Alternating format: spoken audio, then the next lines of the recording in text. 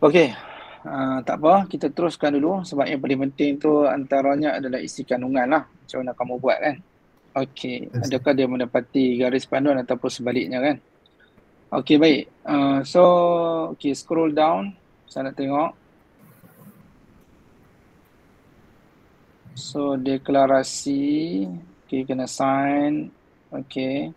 So, nanti dia akan ada deklarasi, dia akan ada laman pemarkahan. And then yang kedua deklarasi penulis. And then yang ketiga, next, scroll down.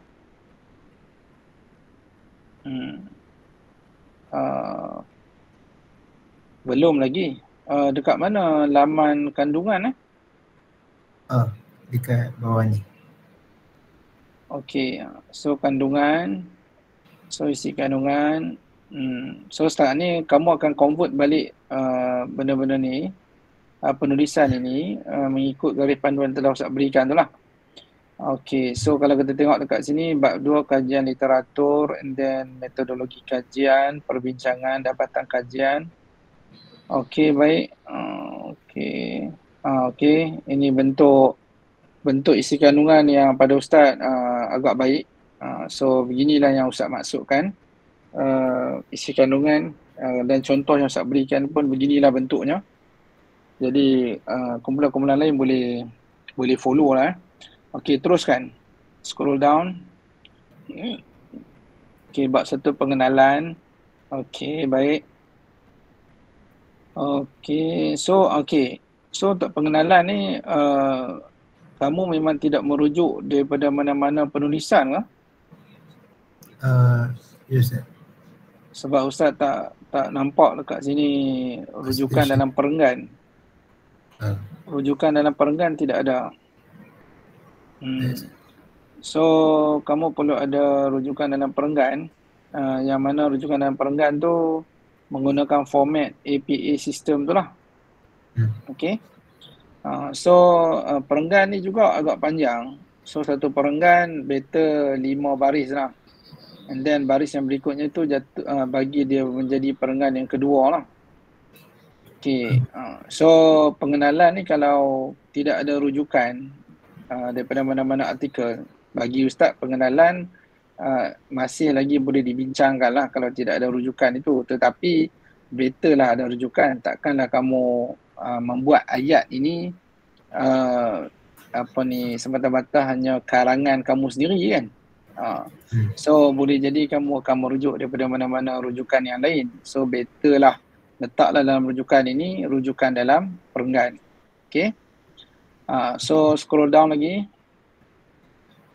Okay, penyertaan masalah. So penyertaan masalah ni sebenarnya tidak ada dalam garis panduan. Okay, tetapi sekiranya kamu nak letakkan juga, so Ustaz tidak ada halangan lah. Okay. Yang paling penting penyertaan masalah itu dia tepat lah dan betul lah. Okay. So nanti betulkan. Okay, dekat situ ada laporan JAKIM. Yang mana di situ rujukan dalam perenggan lah ya. Betul kan? Yes, Ustaz. Okay, baik. So seterusnya 1.2 tengok objektif. Sebenarnya objektif ni dia dah masuk dalam 2.0 kan, kalau ikut garis panduan yang Ustaz berikan tu.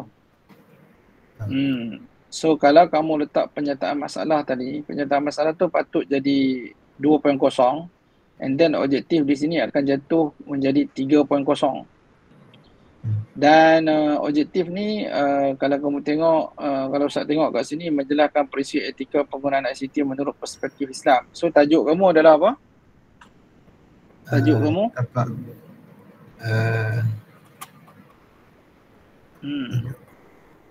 Atas ni. Tengok tajuk tu. Etika penggunaan ICT menurut perspektif Islam. Tapak pengukuhan kesepaduan nasional di Malaysia. Ejaan Malaysia tu betul kan lah? Okay. So yang pertama sekali, objektif yang kamu nak capai adalah mengenal pasti etika penggunaan ICT menurut perspektif Islam lah. Okay. Yang kedua, menganalisis bagaimana ICT ini menjadi tapak pengukuhan bagi kesepaduan nasional di Malaysia. Okey, yang ketiga, okey, kamu boleh guna menilai kefahaman dan juga kesedaran mahasiswa kampus dalam memahami bahawa etika penggunaan ICT itu memberi kesan dalam pengukuhan kesepaduan nasional. So itu 3 objektif yang Ustaz cadangkanlah kepada kamu kan. Jadi di situlah daripada objektif ni, so kamu akan membuat questionnaire nanti untuk objektif yang ketiga tersebut lah. Untuk dapatan kajian nanti kamu akan membuat questionnaire untuk menjawab objektif yang ketiga tersebut. Baik, nanti dalam objektif ni kamu buat 2.0 kan. Seperti mana rupa bentuk pengenalan yang kamu buat tu, begitulah rupa bentuk latar belakang masalah dan juga tajuk-tajuk yang besar ataupun chapter-chapter yang besar selepas ni. Sama ada LR, objektif kamu akan buat dalam bentuk yang sama lah. So dia jadi 2.0 ataupun 3.0 kan, bagi yang tak buat penyertaan masalah tu. So jadi 3.0 objektif kajian, and then 3.1, 3.2, 3.3 tu adalah objektif kamu lah. Jadi begitulah, alih-alih kumpulan yang lain pun sama juga. So bila objektif itu jelas, objektif tu akan jelas bila kamu memahami tajuk lah dan apa yang kamu nak capai. Okey. Dan objektif ini dibuktikan melalui dapatan kajian nanti. Okey. Baiklah, so kita scroll bawah lagi, kita tengok. Okey, teruskan Amirul. Scroll ke bawah. Okey, LR. Okey, LR, and then LR di sini dah masuk kepada apa ni, LR ni dimasukkan pada 4.0 lah. Okey, so kalau kamu nak pecahkan dia kepada bab-bab ni, Ustaz tak larang lah. Cumanya Ustaz cadangkan supaya ikut sesahaja garis panduan yang telah Ustaz berikan itu. So bab-bab tu kita buang supaya tidak timbul kekeliruan di situlah. Okey. So kajian literatur, and then kamu ceritakan dulu background dulu kot soal-soal kan. Okey, background, definisi ICT dan etika. Okey. So ini pun sama juga. Ustaz perlu kepada perenggan yang pendek, tidak perlu panjang sebegini. So bahagikan. Okay, ini sebagai mukadimah lah kan, kajian literatur kamu tu. Kalau ikut sebenarnya kajian literatur yang diberikan dalam garis panduan, dia tidaklah sebegini. So di direct kamu mukadimah sedikit, dan selepas tu kamu bawa 4 jurnal artikel yang berkaitan dengan tajuk kamu, dan selepas itu jurnal artikel itu kamu bawa hasil dapatan daripada jurnal artikel dan kamu membuat ulasan dapatan artikel tersebut lah. Dia begitu. Okey. Cuma Ustaz tak tengok habis lagi, so kita tengok lagi, scroll down lagi ke bawah. Silakan. Ini betulkan balik betulkan balik. So ini semua dia ini kamu dapat daripada mana ni kumpulan satu? Ada dari rujukan ChatGPT juga lah kan? Ada sikit lah. Okay. So ini pun dia ada perkara yang kamu tak perlu nak olah dengan panjang lebar. Jadi kita boleh buang perkara yang tidak ada kepentingan lah dalam kajian kamu ni. Penulisan kamu ni ada benda yang tidak ada kaitan dengan kajian. Tidak perlu diperpanjangkan pun kita sebab kita nak fokus kepada garis panduan yang telah ditetapkan itu. Okey. So kita teruskan bawah lagi, scroll down. Okey. So yang ni dah masuk kepada ulasan artikel yang pertama ke? Ataupun tadi dah masuk ulasan artikel tadi? Tadi macam pengenalan dia lah, definisi. Pengenalan. Okay. So kamu buat pengenalan sikit, and then lepas tu pihak penulis, kamu kena nyatakan begitulah. Jangan nyatakan kumpulan kami. Tulis terus penulis ingin berkongsi berkenaan dengan ataupun ingin mengulas beberapa penulisan yang berkait rapat dengan tajuk kajian tajuk kajian ini kan. So di sini kami akan membentangkan 4 hasil kajian yang mana kami akan memberi ulasan dan komentar terhadap kajian-kajian tersebut. So baru buat 2.1 lah. Dan 2.1 kamu boleh teruskan mengulas ataupun ialah kamu nak gunakan terus penggunaan ICT menjadi satu fenomena bla bla bla tu, and then penulisan ini ditulis oleh siapa kan, and then apa artikel yang ditulis oleh penulis tersebut kan. So siapa yang menulis artikel tersebut, so kamu nyatakan lah. And then mereka menyatakan sekian-sekian. So itulah. Cuma saya nak tanya, 2.1 ni sememangnya artikel itukah yang dimaksudkan? Ya Ustaz. Ataupun ini 2.1 ni merujuk kepada apa? Prinsip etika ICT. Yalah, dia adakah kamu sedang mengulas artikel ataupun dia adalah sekadar sama macam 1.1 tadi, apa ni, macam pengenalan tadi? Mengulas. Kami mengulas. Yes. So di sini siapa yang menulis paper ni? Kamu ulas paper yang mana ni? Apa nama paper ni? Paper bahagian ni ke Ustaz? Ya, 2.1 ni paper yang mana? So Ustaz tak dapat kenal pasti. So cuba scroll down lagi. Penulisan siapa ni yang kamu ulas ni? Sebab ini seolah-olah macam kamu menceritakan dia jadi macam mana ni, sebab dia terlalu panjang Ustaz tengok.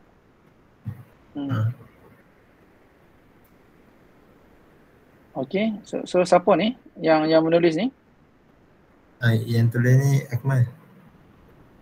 Tak, maksud Ustaz, siapa yang kamu ulas? Yang ni ulasan ke ataupun sekadar kamu nak tambah bahan-bahan maklumat tambahan untuk tajuk ni saja? Itu persoalan Ustaz. Rasanya mohon ahli kumpulan tolong respon lah. Ahli kumpulan yang lain, siapa yang buat ni boleh tolong respon lah. Sebab Ustaz, itu bukan ulasan Ustaz, itu memang saya reka sendiri Ustaz. So sekarang ni kamu tidak mengikut garis panduan lah.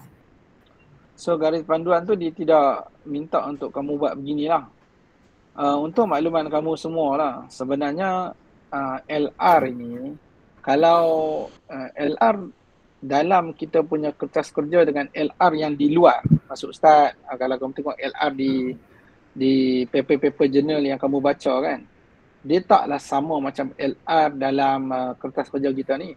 Garis panduan yang kami tetapkan itu, okey, dia berbeza dengan LR dalam garis panduan, dia berbeza dengan LR di luar. Okey, LR di luar sememangnya macam mana kamu tulis ni. Dia akan cerita background sikit, dia akan cerita asas sikit, dia akan cerita method sikit, dia bukanlah method kajian tapi method perbincangan tajuk sikit, dia akan cerita tentang hukum hakam, dia akan cerita background lah. Lebih kurang begitulah dalam LR di luar. So sekarang ni Ustaz ataupun pihak kami tidak minta untuk kamu buat LR seperti mana LR di dalam jurnal-jurnal yang kamu baca tu, tak. LR di dalam kita punya penulisan ini, dia mesti merujuk kepada garis panduan yang diberikan. Mesti dapat jurnal and then baca dan keluarkan hasil dapatan kajian mereka and then buat ulasan. So itu sahaja. So kamu tak perlukan panjang lebar sebegini. Kalau kamu nak membuat olahan agak panjang, kamu boleh masuk dalam pengenalan. Pengenalan tu bagi Ustaz, kamu masukkan sikit lah background study tentang etika menurut perspektif Islam ke. Itu peringkas, jangan panjang-panjang. And then jangan terlalu melirik-lirik dan sebagainya. And then Ustaz minta untuk LR yang dibuat oleh ahli kumpulan ini perbetulkan ikut garis panduan yang diberikan oleh pihak kami lah. Okay. So Ustaz meraihkan usaha kamu buat ni bagus. Okay, cumanya kita kena fokus. Okay, kita kena fokus. So ubah, baiki balik and then ikut garis panduan telah Ustaz berikan tu. Okay, so sekarang ni dalam LR ni mana artikel-artikel tu? Artikel tu. Mana artikel, 4 artikel yang Ustaz minta buat tu? Ke memang kamu tak buat langsung? Yang kamu macam faham?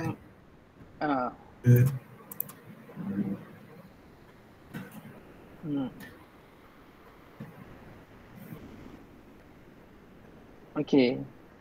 So macam mana ada kumpulan? Boleh share dengan Ustaz apa yang kamu faham dengan LR ni?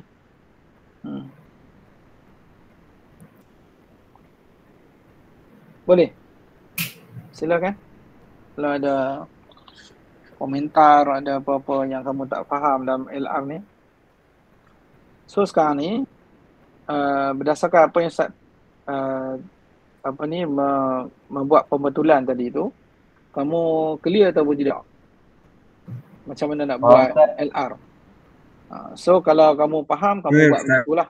Okay. So okay, scroll down lagi, kita nak tengok lagi. So LR ni kena ubah lah sebab dia tidak bertepatan dengan garis panduan yang diberikan lah. Okay, sekadar nak menambah-nambah rujukan is okay. Boleh je, tak ada masalah. Contoh ni Ustaz tengok kan, menurut laporan oleh Institute of Ethnic Studies kita UKM tu, itu sebagai tambahan komentar kamu is okay. Ustaz okay sahaja. Okay, setelah kami merujuk kepada ataupun laporan kita ni, dia penulis punya hasil dapatan menepati, contohnya begitu. So itu dia akan menguatkan faktor-faktor hujah kamu lah. Okay. So di situ is okay untuk digunakan, cuma buat robakan semula lah. Dan sila nyatakanlah dalam awal sebelum kamu berulasan, membuat ulasan itu, nyatakanlah penulis ini siapa, lepas tu apa tajuk penulisannya, begitulah. Okay. And then kamu boleh letakkan rujukan dalam perenggan itu. Okay. Baik, so next teruskan. Scroll down lagi. Okay, sebaik method Okay, method kaedah dan prosedur kajian yang digunakan bagi menjawab objektif kajian. Okay, so kajian ini menggunakan pendekatan campuran. Okay. Okay, baik, ini mukadimah yang bagus. Okay. So, mengukur tahap kefahaman, meneliti secara mendalam prinsip-prinsip. Okay. Baik. So, dalam metodologi ini, okay, scroll down lagi. Kamu dah ulas kat itu kajian lapangan. Okay, saya tengok sekejap. Okay, respondent and then 71 respondent. Okay, baik. And then scroll down lagi. Okay. Kejap, kamu naik atas sikit. Saya nak tengok nombor 1 ni kamu merujuk kepada apa? Okay. Kami dapat dalam Google Form. Okay, baik. Selari dengan nilai Islam, betul, antara pandangan terhadap. Okay, baik. Sebenarnya ini adalah hasil dapatan, betul tak? Ataupun dapatan kajian, betul tak? Itu dibincangkan dekat bawah lagi. Okey, so bagi Ustaz, ini adalah dapatan kajian lah, betul tak? Apa yang kamu dapat daripada questionnaire tu, betul? Okey, so dalam kajian lapangan ini, kamu buat Google Form tu? Ya, Ustaz. Okey, so Ustaz nak minta untuk kamu sertakan soal selidik itu dalam ni. Bukan soal selidik tu kamu paste kat sini, kamu just letakkan bentuk-bentuk soalan. Contohnya, dalam soal selidik kamu ada demografi tu, background respondent. Kami betul? Ada letak dekat bawah ni, Ustaz. Kamu letak kat mana? Dapatan kajian ni. Lepas tu ada yang masukkan soalan dia dekat graf macam ni. Catapai macam ni. Ini soalan kami. Baik. So yang ni kamu letak dalam dapatan kajian, betul tak? Kan, okey. So back kepada metodologi. Okey. Sebenarnya dalam metodologi ni mukadimah awal tu betul dah kamu terangkan kajian lapangan dan sebagainya. Cuma dalam kajian lapangan ni, Ustaz ulang sekali lagi, kamu sertakan soalan sahaja, bukan dapatan lagi. So kalau yang antara pandangan yang telah diberikan ialah tu, itu adalah dapatan kajian. Okey. So method ni kita hanya nak menceritakan method yang kita gunakan, and then apa instrumen soalan yang kita gunakan. Itu yang dimaksudkan dalam yang perlu diletakkan dalam metodologi ni. Okey. So nanti kamu letakkan soalan-soalan tersebut lah. So demografi, and then section 1 contohnya berkenaan dengan yang kamu kata tadi. Kamu cuba scroll atas sikit. Scroll atas yang kata nombor 1, nombor 2 tadi tu. Okey. So nombor 1 ni mengukur tahap kefahaman dan amal etika ACT dalam kalangan responden. Ini section 1. Okey. Yang kedua, section 2 mungkin soalan berkaitan dengan prinsip-prinsip Islam. Okey, kajian ataupun apa-apa yang bersesuaian lah. And then di situ ada 10 soalan contohnya. Kamu buat berapa soalan? 6. 6. So Ustaz minta untuk buat 10 soalan lah. Itu lebih baik. Lebih seimbang lah. Okey, baik. 10 soalan kamu bahagikan 3 section lah. Section pertama untuk capai objektif yang pertama, section kedua capai objektif yang kedua, section 3 capai objektif yang kedua. Contoh, boleh buat begitu ataupun kamu nak direct buat 10 soalan terus and then untuk cover objektif yang ketiga. Itu pun okey, kan? Itu yang Ustaz boleh beri kamu faham lah. Dan kamu pun minta buat perubahan and then baiki semula penulisan ini. Setakat ni bagi Ustaz apa yang kamu buat ni tak salah. Cumanya sebab masing-masing setakat ni dia agak berbeza lah. Macam sebahagian pensyarah dia agak berbeza dia punya style. Okey, cumanya setakat ni Ustaz mengikut standard lah. Bila method dia tidak akan mengeluarkan sebarang hasil dapatan lagi, melainkan dia akan ceritakan dulu apa formula yang dia gunakan, apa metod yang dia gunakan, apa bentuk yang soalan yang digunakan, apa instrumen yang digunakan. Itu dia letakkan dalam method. And then selebihnya itu nanti akan masuk dalam perbincangan pun boleh ataupun dapatan kajian. Okey. So saya harap mana-mana kumpulan selepas ini fahamlah bagaimana cara nak membuat method tersebut. Okey. Sebab ada sebahagian pelajar yang dia buat method ni, dia kata method yang saya gunakan adalah method Google Form. Kan? Mana ada method Google Form. So di situ salah lah secara terang-terangan kan. So minta untuk buat pembetulan semula lah kalau ada yang berbuat demikian. Okay. Baik, ni kajian lapangan yang kamu ceritakan ni betul dah. Ini dah betul. Soal selidik and then umur berapa, okay, berapa responden. Okay, cuma pandangan mereka tu boleh letak kat situ, cuma jangan letak tu antara pandangan yang telah diberikan tu masuk pada hasil kajian. And then kamu hanya perlu buat penambahan di situ dalam kajian lapangan tu lagi. Kata soalan yang dikemukakan terdapat ataupun kami membina ataupun kami membuat soal selidik ini kepada 3 bahagian soalan. Soalan bahagian pertama ataupun section pertama merujuk kepada demografi. Section kedua merujuk kepada sekian-sekian dan macam itulah. And then kami sertakan soalan-soalan yang kami berikan kepada responden seperti berikut. And then buatlah dalam bentuk table ke apa ke, and then letaklah soalan 1 sampai 10 tu. And then demografi tu pun letaklah. Okay, kalau ada section buat section lah.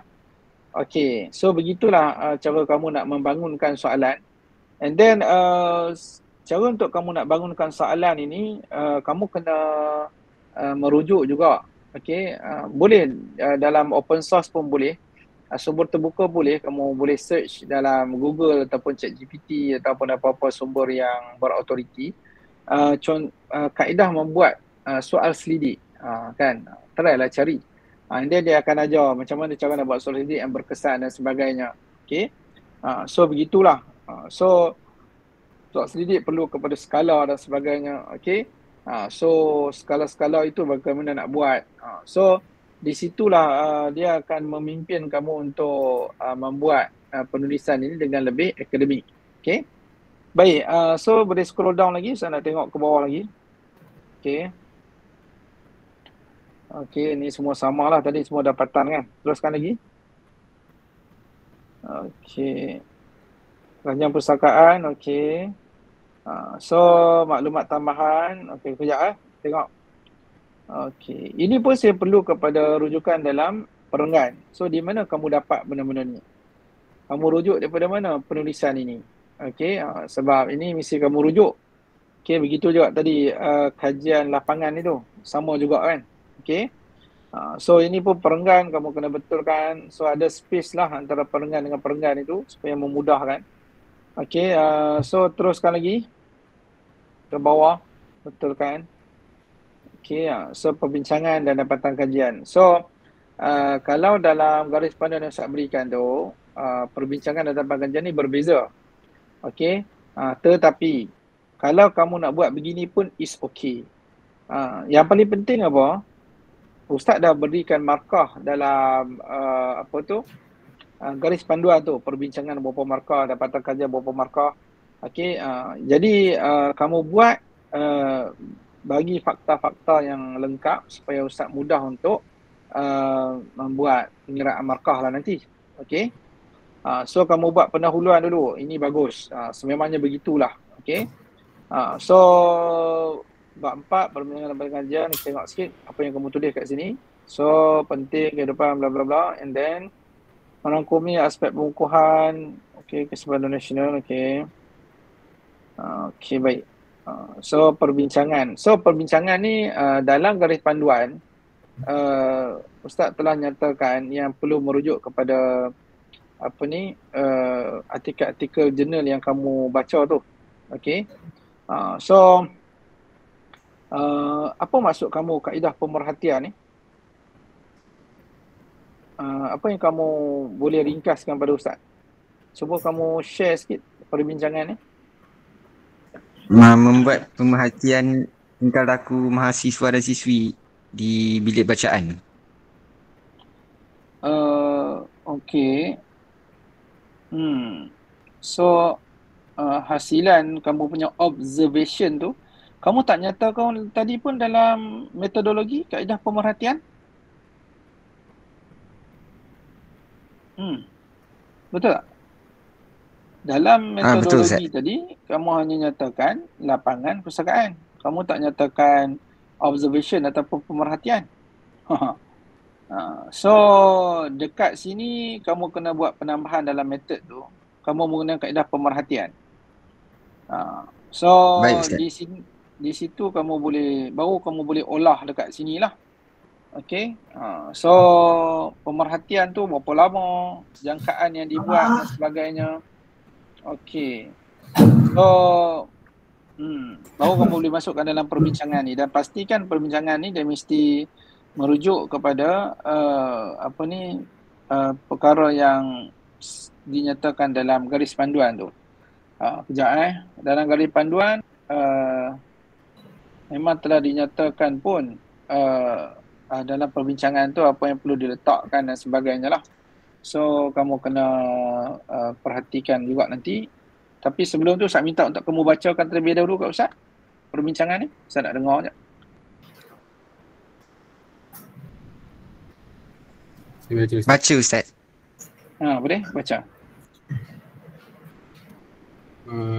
Berdasarkan tinjauan yang dilakukan di bilik bacaan 16 jam, di mana mahasiswa banyak menggunakan media sosial di tempat berkenaan di dalam UiTM Cawangan Pulau Pinang, majoriti pelajar sedar akan kepentingan etika penggunaan ICT. Ramai mahasiswa menunjukkan penggunaan media sosial dengan beradab dan mengikut etika Islam. Namun, terdapat segelintir daripada mereka yang tidak mengambil cakna akan perkara ini. Pemerhatian kami mendapati bahawa pelajar yang lalai dan cepat membuat kesimpulan tanpa memeriksa kesahihan info bagai yang bingung makanan yang cerdik, yang tidur, makanan yang jaga, mudah memajukan info palsu tersebut kepada pengguna lain.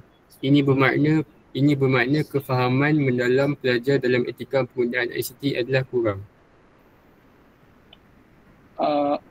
Okey. Kalau kamu tengok dalam garis panduan, perbincangan dan dapatan kajian, antaranya perbincangan ni dia membincangkan dengan lebih lanjut rumusan yang kamu buat dalam kajian literatur. Betul tak? So sekarang ni berdasarkan observation yang kamu buat tu, apa yang kamu boleh sharekan kaitan dengan rumusan ataupun idea yang kamu keluarkan daripada ulasan kamu dalam LR tersebut. Okay. So kamu boleh relatekan dengan observation yang kamu buat di situ. So setakat ni dalam perbincangan yang kamu letakkan itu, kamu tak relate balik dengan rumusan yang kamu buat daripada LR tu. Betul atau tidak? Sebab tadi LR kamu tu kan dah berbeza kan. So kamu kena baiki balik. So observation yang kamu buat tu bagi Ustaz tak ada sebarang masalah untuk kamu buat observation. Cumanya Ustaz agak tertanya-tanya juga. Okay. So macam mana kamu menilai adab dan etika Islam tu? Sebab kamu hanya observe. Observe ni maksudnya kamu hanya duduk, tunggu dan lihat, betul? Apa yang kamu buat dalam observation ni? Saya sambil teman kawan-kawan study, kadang-kadang mereka macam berehat tengok layan TikTok atau YouTube. Sambil tu saya tengok mereka, adab mereka lah. Okay. So kalau kamu buat begitu, kamu observe, so kamu mesti ada beberapa orang yang kamu observe. So kamu kena nyatakan. And then cara kamu observe adalah dengan cara kamu kena cerita kat sini secara detail sikit. Okay, tapi kaedah observation yang kamu buat ni kena tulis kat method tu. So saya pihak penulis telah menunggu di kawasan sekian-sekian selama beberapa jam dan kami telah melihat, kami telah memerhati sebanyak beberapa orang pelajar, and then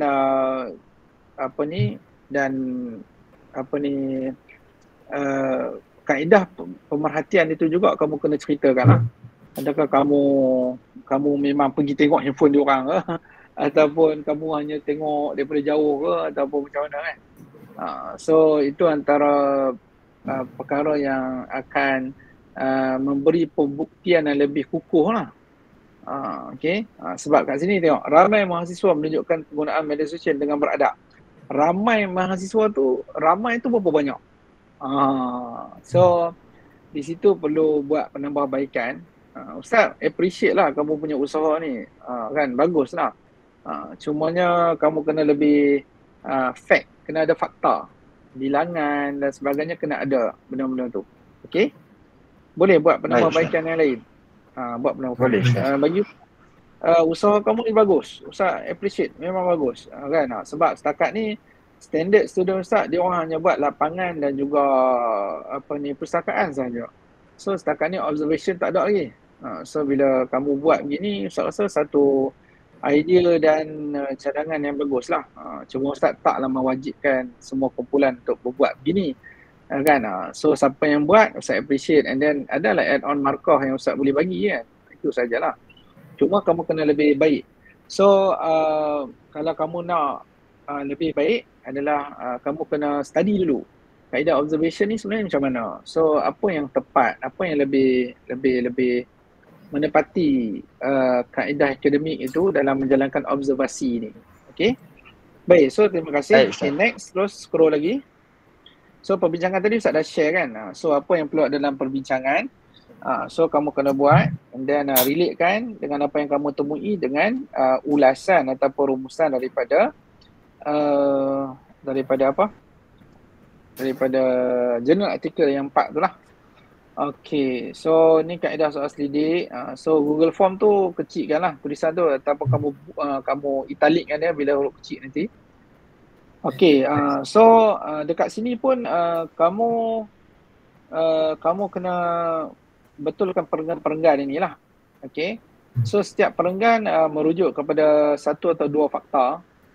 And then jangan berpanjang lebar macam ni lah kan. Ini dia tak cantik jadi. Okay, teruskan lagi. Betulkan balik ni semua. Okay, majority respondent sekejap. Okay. Ini kamu buat olahan pada setiap soalan ke? Macam mana? Boleh share sikit? Yes. Okay. So bawah tu nanti akan ada pie chart kan? Betul. 6 soalan yang kamu buat tu betul tak? Betul Ustaz. Okay. So cuba scroll bawah lagi. Ini pun dengan tak ada perenggan dan sebagainya kan. So Ustaz pun tak tahu dekat mana ujung pangkal cerita fakta-fakta yang boleh Ustaz nak bagi markah dan sebagainya. So betulkan balik perenggan-perenggan ini. Okay. So scroll lagi. Okay, baik. So bila kamu buat perbincangan dan dapatan kajian, Ustaz, yang tadi kamu assume perbincangan kalau kamu buat begitu so kamu mengolah dengan panjang lebar lah. Okay. Ya betul Ustaz. So dalam dapatan kajian ni, bukankah dia redundant? Kamu dah terang kat atas tu dalam perbincangan, and then dalam dapatan kajian ni kamu ulang balik. So macam mana? Kalau Ustaz salah tolong betul kan? Ini tidak boleh jadikan sebagai bukti Ustaz. Macam mana? Macam saya letak carta pie ni tak boleh ditunjukkan sebagai bukti. Bukan. Soalan Ustaz, kamu dah buat huraian tadi kat dalam perbincangan, betul tak? Betul. Kan? Kalau kamu tengok, sebenarnya kamu baca balik garis panduan yang Ustaz berikan tu. Perbincangan tu sebenarnya berkisar tentang apa? Okay, Ustaz dah bagi dah tadi, briefing. And then, apa yang kamu letak dalam perbincangan tadi tu berkenaan dengan hasil penemuan kamu itu, kan? Betul tak? Dalam perbincangan ada hasil penemuan kan tadi kan? Betul Ustaz. Jadi pindahkan itu semua masuk ke dapatan kajian. So perbincangan tadi tu seperti mana yang Ustaz maklum pada awal tadi tu. Okey, merujuk balik pada garis panduan tu. Okey. So maknanya ulasan ataupun penulisan kamu dalam perbincangan tadi yang berkenaan dengan Google Form ini, okey, soal selidik ini, so kamu masukkan dalam dapatan kajian. And then macam mana cara penulisannya? Okey, kamu dah letakkan pie dekat sini, carta pie kat sini. Okey. And then kamu pun dah tulis kat situ. Okey, so dekat sini 4.2 ni, okey. And then kamu kena buat hasil dapatan soal selidik ni melalui Google Form ni. Okey, bila kamu ulang balik begini, sebenarnya dia redundant daripada perbincangan tadi. So Ustaz minta apa yang dalam perbincangan berkaitan dengan soal selidik kamu tadi tu, pindahkan masuk dalam dapatan kajian. Itu yang pertama lah. And then yang kedua, secara teknikalnya, okey, kamu boleh terus pecahkan satu persatu soalan, and then letakkan sekali pie chart, letakkan sekali perbincangan ataupun apa yang kamu tulis dekat dalam perbincangan tu di dalam setiap soalan-soalan yang ada pie chart tu. Boleh faham tak maksud Ustaz? Scroll down ke bawah. Okey kan, tengok kan. Okey, bila kamu bawa benda-benda, adakah anda sedar apa semua tu kan? And then, okey, scroll bawah. Ni huraian untuk pie chart ni ada ke tak ada? Ada. Ya ni, hampir semua bersetuju ni kan? Betul tak? Okey. Kalau ini sahaja sekadar kamu tulis, ini tak membuktikan dapatan kajian. Okey. Kamu kena buat olahan kenapa. Okey, kalau dekat situ berapa persen bersetuju, berapa persen tak bersetuju, tu kamu kena buat olahan. Di situlah dapatan kajian yang dimaksudkan. So kenapa orang sangat bersetuju bahawa maklumat yang tidak sahih boleh menjejaskan perbuatan masyarakat? Ini adalah disebabkan majoriti yang menjawab ini, responden ini adalah dalam kalangan mahasiswa yang mereka dapat mereka sendiri mempunyai kesedaran dan mereka sendiri telah diberikan banyak taklimat dan juga pendedahan, begitu. So untuk semua mahasiswa, untuk semua ahli kelas yang buat kajian lapangan dan memang kena buat kajian lapangan pun saya minta. So begitulah tekniknya. Bukan hampir semua responden bersetuju dengan tag yang mengatakan bahawa ni tu habis dekat situ. Itu bukanlah hasil dapatan kajian. So kamu kena membuat ulasan dapatan kajian itu, kenapa begitu, and then kalaulah negatif itu banyak, kamu kena mencari ataupun memberi jalan penyelesaian.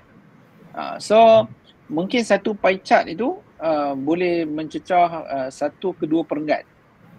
So begitulah teknik yang perlu kamu buat dan kamu kena faham. Bukan just letak pie chart and then just tulis macam tu sahaja, itu bukan hasil dapatan kajian ataupun hasil kajian ataupun dapatan kajian. So yang ada di perbincangan tadi tu kamu boleh transfer masuk dapatan kajian dan kamu buat olahan semula supaya lebih tepat setiap garis panduan yang telah Ustaz berikan tu. Ikut kepada garis panduan itulah. Okey, scroll down lagi. Ni minta buat pembetulan bagus. Ustaz syukur sangatlah sebab bagi Ustaz, walaupun banyak pembetulan yang Ustaz terpaksa buat kepada kamu. Okey. Okey, sekejap. Naik atas balik. Okey. So okey, turun bawah. Ni apa ni? Yang bawah ni apa ni? Ni. Ini satu soalan yang kami buat tu macam yang ni short essay Short essay ke? Ini responden memberi pendapat. Yalah, maksudnya short essay lah. Okey, dalam short essay ni sebenarnya kamu tak boleh nak paste macam ni sahajalah. So kamu kena buat lebih sistematik, lebih kemas. And then soalan yang ke-6, soalan yang ke-5, soalan yang ke-4, soalan ke-6 berbentuk essay pendek. Kan dalam Google Form tu dia ada short essay and long paragraph ke, Ustaz pun tak ingat and then essay berikut beberapa pandangan yang diberikan oleh responden terhadap soalan yang kami nyatakan, iaitu soalan yang kami nyatakan adalah seperti mana di bawah. Pada pandangan anda, mula-mula kan letak balik kat situ, and then kamu kena saringlah jawapan-jawapan itu antara jawapan-jawapan yang diberikan oleh responden. So kamu letak dalam 3 ke 5 orang responden pun dah mencukupi. Bukan paste out. Kamu letakkan fakta yang dia orang tulis itulah. Okey. So dia akan lebih tersusun dalam kamu punya dapatan kajian ini. Okey. So buat pembetulan semula. Okey. So scroll bawah lagi saya nak tengok. Okey. So kajian perpustakaan ni kamu tak perlu nak buat hasil dapatan kajian perpustakaan lah. Tak perlulah. Okey, yang ni semua boleh buang. Okey, tak ada keperluan. Okey. Sebab apa? Dalam dapatan kajian ni, kalau kamu perhatikan, okey, dalam dapatan kajian, apa yang Ustaz telah bagi garis panduan kepada kamu semua, okey, tengok, memberi 2 dapatan berdasarkan perbincangan 2.5, then masyarakat apakah dapatan mendapati objektif kajian 2.2.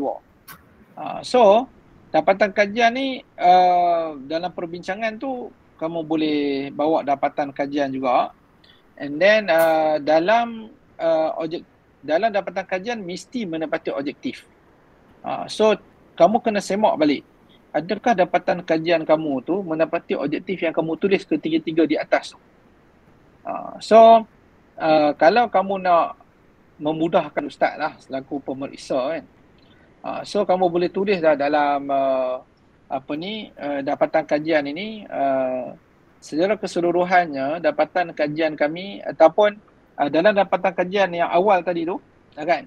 So dapatan kajian yang pertama ini merujuk kepada objektif yang pertama. Contohnya begitu. Ini dapat dibuktikan melalui sekian fakta yang kamu temui. And then seterusnya untuk objektif yang kedua, dapatan kajian berikutnya adalah bla bla bla bla. So kamu tulis begitu. Jadi di situ baru mendapatilah kalau kamu boleh buat macam mana Ustaz terangkan ini, insya-Allah Ustaz berani kata 30 markah kan. Dan technically kamu pun bagus, tengok APA style rujukan kamu pun bagus. So Ustaz memang terang-terang Ustaz boleh bagi jaminan 30 markah dalam tangan. Jadi setakat ni dengan apa yang kamu buat ni masih lagi ada kelemahan. So tidak ada masalah, kamu masih ada ruang untuk buat perbaikan. Okay. So teks di atas diambil daripada laman web ini semua tak ada keperluan. Okay. Tak ada keperluan. So kena ingat perbincangan metod hanyalah dalam metodologi. Tak perlu bawa dalam dapatan kajian. Okay. So dalam dapatan kajian adalah hasil penemuan yang kamu perolehi sahaja. Okay. So dan mesti bertepatan dengan objektif kajian lah. Okay, scroll ke bawah lagi. Ni nama-nama orang dan sebagainya ni, tengok perenggan masih lagi panjang kan. So okay, ayat Quran letak terjemahan ni okay. Baik. So Al-Quran sebenarnya boleh letak sebagai rujukan so Al-Quran boleh letak sebagai rujukan, and then nanti dalam bibliografi itu, okay, bibliografi, so kamu boleh letakkan kan bibliografi ni kena disusun mengikut alfabet, okay. Alfabet mana A, B, C, D kan. So yang pertama sekali rujuk kamu adalah Al-Quran lah, kan. Lepas tu kalau ada penulis yang bernama bin Nabi ke sebagai contoh kan, B kan. So bin Nabi dia buat satu penulisan pada 2016, boleh letak kat situ lah. Okay, baik. So scroll lagi bawah. Scroll lagi ke bawah. So ini semua boleh kamu buat perbaikan. Ada benda yang kamu perlu buang dan sebagainya. Okay, baik, kesimpulan. So dalam kesimpulan ini kamu boleh buat kesimpulan secara keseluruhan. Okay. Seterusnya kamu kena memberi cadangan penambahbaikan. Okay. Setelah kajian yang kami buat ini, perlu diperluaskan kajian yang berikutnya yang kami cadangkan supaya dilakukan antara tajuk yang kami cadangkan ataupun antara kajian yang kami cadangkan. Boleh. Kamu boleh letak dalam kesimpulan ini. Okay. Boleh kat situ, ahli kumpulan yang pertama ni. Boleh Ustaz. Clear tak? Boleh Ustaz. Okay, semua dah dengar. Boleh Ustaz. Okay, so scroll down lagi. Okay, ni kita masuk kepada kesimpulan. Tak apa, kesimpulan ni okay, panjang pun tak ada masalah. So kesimpulan macam ni okay. And then yang paling penting ada cadangan kat situ. Okay, so tadi dah kesimpulan, ni kesimpulan lagi. Ni secara keseluruhan. Oh, keseluruhan. Tadi kesimpulan untuk tu Okay, tak apa. Nanti betulkan balik. Nanti buat penambahbaikan. Okay, setiap chapter kalau kamu nak buat kesimpulan is okay, tak ada masalah. Cuma jangan redundant sahaja. Ada sebagian orang dia redundant kan. Okay, cadangan. Kesimpulan. Okay, ni ada cadangan. Okay, bagus. Ini saya masukkan tadi, cadangan. Okay, cuma cadangan ni kamu boleh buat bentuk begini ataupun kamu boleh campurkan sekali dengan kesimpulan pun okay. So, kalau kamu buat begini lebih spesifik lah Ustaz. Lebih prefer buat begini lah. Okay, betul? Okay, ni pun dia punya perenggan perlu dipendekkan. Okay, baiki balik.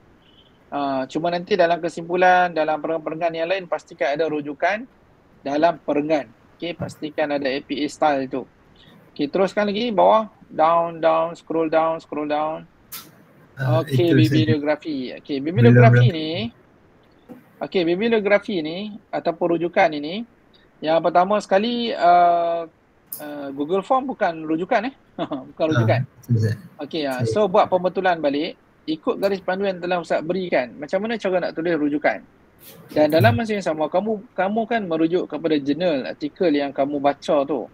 Biasanya jurnal artikel yang kamu baca tu, hujung ataupun di belakang dia ada rujukan, betul? Ada bibliografi kan? Tengok cara penulisan bibliografi itu bagaimana. Okay, mengikut alfabet. Okay, kadang-kadang dipecahkan pula rujukan jurnal, rujukan buku, rujukan internet, dia orang pecahkan. Tapi Ustaz taklah sampai tahap nak minta kamu buat begitu. Kalau kamu boleh buat, baguslah. Okay, so rujukan yang pertama Al-Quran, and then penulis yang mula huruf B, C, D, E, F sampai Z tu kan. And then rujukan internet, kalau kamu rujuk, Ustaz dah maklum, rujukan internet mestilah yang autentik. Okay, so tengok ni, dalam rujukan ni kamu tak boleh tulis surah Al-Hujurat, surah Al-Baqarah ni. Cukup Al-Quran di atas tu. Kan? Semua Al-Quran. Surah-surah tu Al-Quran lah. Tidak jenuh lah kalau kamu rujuk daripada 50 ayat Al-Quran, takkan nak tulis semua surah tu. Kan? Tulis Al-Quran saja nombor 1 tu kan. Dan satu lagi tidak ada titik begitulah. So tengok garis panduan yang Ustaz berikan, cara penulisan rujukan itu. Okay, scroll down lagi. Scroll down. Okay, ni maknanya kau tak settle lagi Okay, naik atas balik. Saya nak tengok balik tadi rujukan tu yang kamu tulis tu. So rujukan ni adalah salah lah sama sekali So ikut balik garis panduan, tengok betul-betul, ikut alfabet. Betul, kalau kamu ada link daripada internet, sebelum kamu nak letak link, kamu mesti tulis dulu terlebih dahulu penama and then tajuk yang ditulis itu kan, seperti mana garis panduan yang Ustaz berikan tu lah. Kamu boleh tengok balik garis panduan tu. Okay, dalam rujukan tu kalau Ustaz dah tulis kat situ. Okay, ini dalam rujukan Okay, penulisan rujukan dalam perenggan. Okay, ada dah dalam tu. Penulisan bibliografi, itu muka surat belakang dalam garis panduan. Kamu boleh rujuk balik kat situ. Yang ni penulisan bibliografi muka surat belakang ini, nama pengarang, tahun, nama buku, tempat terbit dan penerbit. Ustaz letakkan sekali itu contoh, Muhammad Asni Abdullah 2016, Islam dan Pengurusan, Kuala Lumpur, Dewan Bahasa dan Pustaka. And then kamu boleh enter, okay, tekan untuk kamu masukkan link. Kamu boleh copy link artikel jurnal itu, letak di bawah dia. Tapi bagi selaras lah, kan, semua artikel jurnal yang kamu rujuk, buku yang kamu rujuk, letakkan semua link kalau kamu letak link lah. Letak link tu sebenarnya lebih mudah lah untuk Ustaz nak dapatkan kepastian untuk elakkan plagiarism itu. Okey, baik. Mohon pembetulan kumpulan yang pertama ni. Okey, seterusnya masuk kepada lampiran kan. Lepas rujukan ada lampiran, betul? Okey, so lampiran ini kamu perlu letakkan print screen daripada apa tu? Print screen daripada kamu punya jurnal, artikel, buku ataupun apa-apa rujukan lah. So print screen, letak dalam lampiran itu. Dan dalam lampiran juga Ustaz minta untuk kamu letakkan, okey, kamu letakkan plagiarism. Plagiarism checker tu, bila kamu dah masuk mana-mana open source plagiarism checker, so dia akan nyatakan berapa plagiarism yang ada di situ. And then kalau below than 30, is okay. Kalau atas daripada 30%, kamu kena rombak semula kamu punya assignment tersebut supaya kurang mendapat 30%. So plagiarism checker tu, hasil keputusan plagiarism tu perlu diletakkan dalam lampiran. Nanti Ustaz akan semak juga. So di peringkat Ustaz pun Ustaz ada engine plagiarism juga.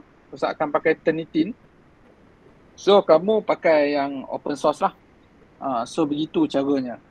Okay, so ingat nasihat dan pembetulan yang Ustaz berikan semua ahli kelas. Ustaz rasa untuk kumpulan ni sahaja dah menjawab beberapa perkara lah kepada semua ahli kumpulan yang lain. Okay, last Ustaz buka kepada persoalan lah. Kalau ada soalan silakan. Dengan masa yang singkat ni. Ada soalan satu? Ustaz. Ada soalan dua? Cik. Silakan kalau ada soalan. Tadi kami buat yang soalan sedikit saja, adakah kami perlu tambah soalan sedikit kami? Okey, so setakat ni kamu hanya buat 6, Ustaz syorkan tambah lagi 4 lah. Okey, tambah lagi 4 soalan. So responden itu 70 kan. Setakat ni responden dah bagus. Cuma tambahkan soalan lagi supaya mencapai objektif lah. Okey, terima kasih. Ada lagi soalan lain? Soalan Ustaz, satu. Ya, silakan. Artikel nak berapa banyak Apa artikel? Sebenarnya kita dah letak dalam garis panduan. Berapa rujukan yang perlu kamu ada. So sila rujuk garis panduan yang diberikan. Minimal adalah 5 rujukan. Daripada jurnal, artikel ataupun buku lah. Okey. Dan Ustaz dah nyatakan kat situ dilarang untuk menggunakan buku CTU. Okey, sama ada 101, 152 ataupun 211. So dilarang lah sebab kita nak menggalakkan kamu mencari rujukan yang lain. Okey, so Ustaz minta untuk tidak menggunakan rujukan itulah. Okey, So saya rasa clear lah kat situ tentang rujukan. Ada lagi soalan lain? Silakan. Soalan lain silakan. 1. Soalan 2. Sila, jangan malu-malu, jangan segan-segan sebab sekiranya kamu malu nak bertanya, saya takut nanti kamu akan melakukan kesilapan lah. Kadang-kadang kesilapan yang tak sepatutnya berlaku. So kita tak nak begitulah. Ada soalan lagi? Tidak ada sebarang soalan. Baik, saya harap clear. Semua ahli kelas clear. Perbincangan pendedahan ataupun pembentulan yang Ustaz buat bagi tahu tadi. Faham dah method nak buat bagaimana, dah faham bagaimana LR, dah faham dapatan kajian, dah faham perbincangan. So buat betul-betul. Dan last, sebelum Ustaz terlupa, pemarkahan kali ini sudah berubah. So kita ada kadar lulus untuk setiap pecahan markah itu. So kalau continuous assessment dia ada syarat lulus dia. Okay, so final assessment pun ada syarat lulusnya. So kalau tak mencapai markah yang sepatutnya, contoh dapat 5/30 sahaja, ataupun 5/50 sahaja, ataupun 10/50 sahaja untuk continuous assessment, itu walaupun kamu lulus kepada final assessment, okay, final test, okay, itu tidak menjamin kelulusan kamu bila kamu gagal dalam continuous assessment. Sebab tu saya bertindak dengan cara begini untuk memudahkan pelajar-pelajar saya semua untuk faham dengan lebih baik dan buat dengan lebih baik supaya mendapat markah yang terbaik dan dapat membantulah untuk kamu mencapai markah yang amat baik. Okay. So saya rasa itu dulu untuk taklimat tentang pembetulan penambahbaikan penulisan saya pada petang ni ya. Okey.